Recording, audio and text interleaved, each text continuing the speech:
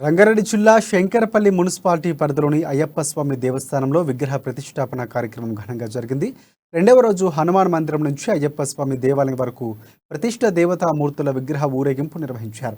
అయ్యప్ప స్వామి విగ్రహాలు ప్రత్యేక వాహనంలో ఉంచి దేవాలయం నుంచి శంకరపల్లి చౌరస్తా మీదుగా ఊరేగింపు నిర్వహించారు. అయ్యప్ప సేవా సమితి ఆధ్వర్యంలో భజనలు చేస్తూ కోలాటాలు ఆడారు. ఆ తర్వాత ఆలయ కమిటీ చైర్మన్ ఆత్మలింగం, జూలకంటి వెంకటరెడ్డి ఆధ్వర్యంలో అన్నదాన కార్యక్రమాన్ని నిర్వహించారు.